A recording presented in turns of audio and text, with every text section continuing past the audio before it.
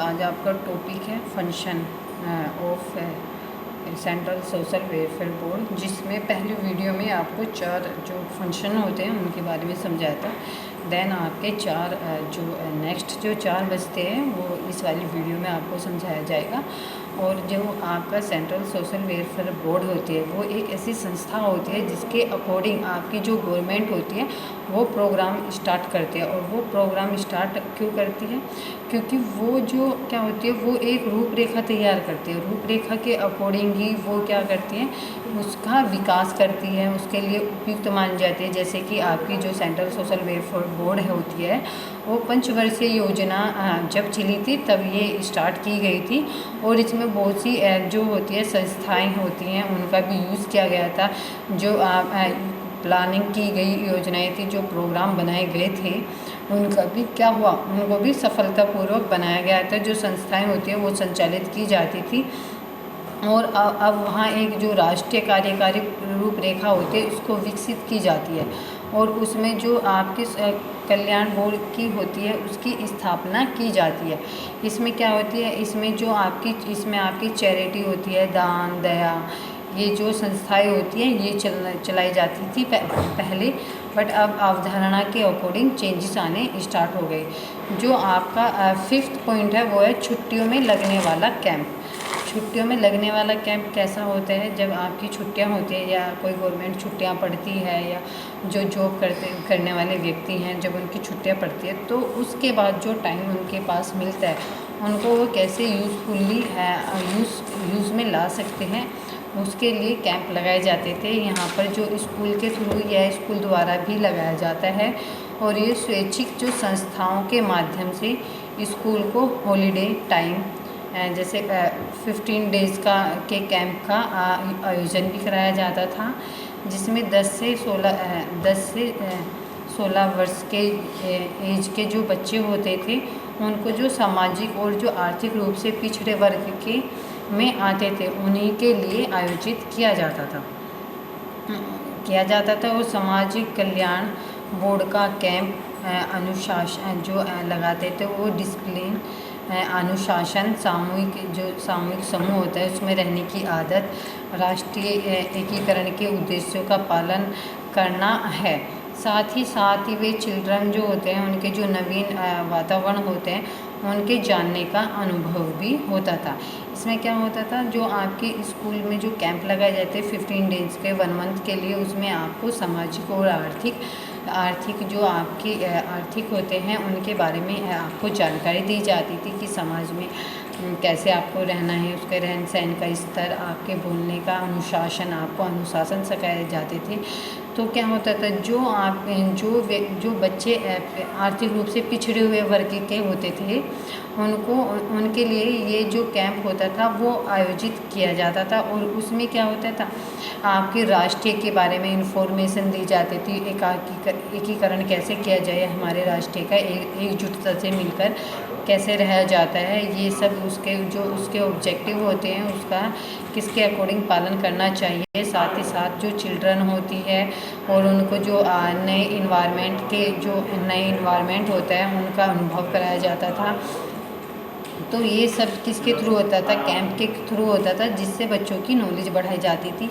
और उनको जो समाज कल्याण बोर्ड होते हैं उनकी जो कल्याण बोर्ड होते हैं उनकी कैसे उनकी प्रोसेस स्टार्ट की जाती है, कौन कौन से प्रोग्राम स्टार्ट किए गए हैं, सबकी इन्फॉर्मेशन दी जाती थी। और नए इन्वायरमेंट की भी उनको इन्फॉर्मेशन दी जाती थी।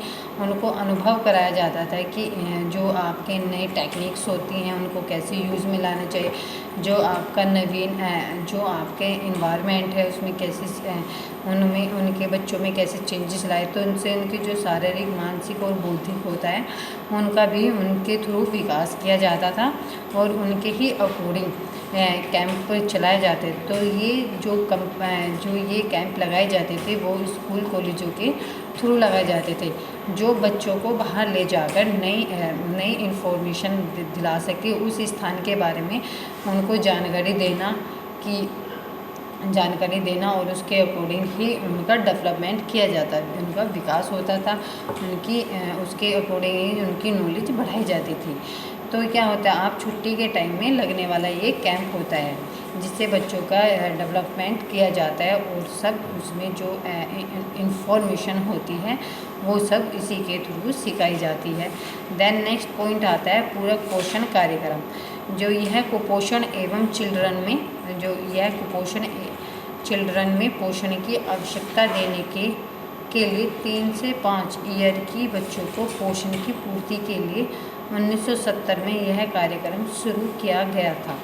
जो ये पूर्ण पोषण होता है ये न्यूट्रिशन वैल्यू का होता है और इसमें न्यूट्रिशन वैल्यू की इंफॉर्मेशन, न्यूट्रिशन जो वैल्यू होता है उसकी इंफॉर्मेशन दी जाती है और उस इंफॉर्मेशन के अकॉर्डिंग उसमें जो बहुत से बच्चे को आपने देखा होगा कि जो छोटे बच्चे होते हैं उन्हें कुपोषण का शिकार हो जाते हैं, तो उनमें क्या होता है उनको न्यूट्रिशन वैल्यू नहीं मिलती।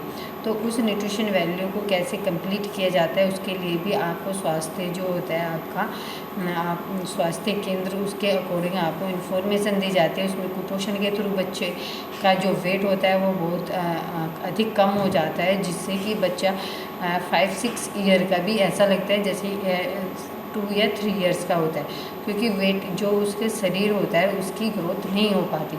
इसलिए जो पूरक पोषण कार्यक्रम आपका न्यूट्रिशन जो होता है ये प्रोग्राम स्टार्ट किया गया है, जिसमें कुपोषण से होने वाली जो समस्याएं होती है बच्चों में उनके निवारण के बारे में, कैसे इनका निवारण किया जाए, उनको कौन से फूड खिलाने चाहिए, उनसे रोगों से लड़ने की क्षमता कैसे की जाए, कौन सा टीका लगवाना चाहिए, ये सब बातें होती हैं। बट पहले जो अभी आज भी कुछ जो जुगलपट्टी वाले व्यक्ति होते हैं उनके बच्चों में ये सबसे अधिक पाई जाती है, क्योंकि वहाँ पे न्यूट्रिशन वैल्यू नहीं मिल पाता, जिसके कारण क्या होता है जो 3 से 5 ईयर के जो बच्चे होते हैं उनकी जैसे पोषण जो न्यूट्रिशन होता है उसकी पूर्ति के लिए क्या करना चाहिए ये किया गया था। और जो ये आपकी पूरक पोषण कार्यक्रम है जो इसकी स्थापना हुई थी वो 1970 में यह प्रोग्राम को शुरू किया गया था। जब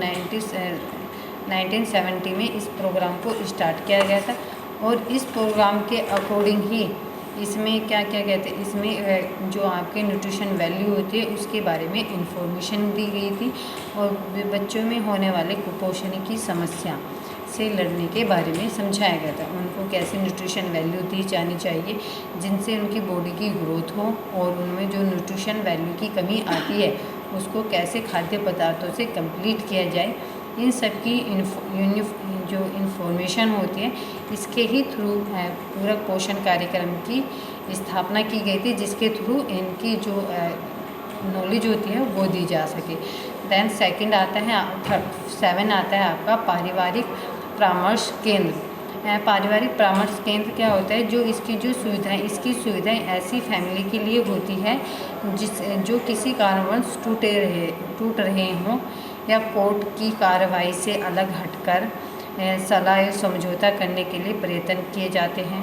पारिवारिक कलह, प्रताड़न आदि के कार्य परामर्श केंद्र के द्वारा ही हल किए जाते हैं। जो आपका पारिवारिक परामर्श केंद्र होता है इसमें क्या होता है कि फैमिली में आपके देखा होता है कि लड़ाई झगड़े होते हैं, जिससे क्या होते हैं फैमिली टूट जाती है या आप बोल सकते हो कि अलग अलग रहने लगती है, या कुछ फैमिली के प्रॉब्लम ऐसी होती है कि वो कोर्ट में कार्रवाई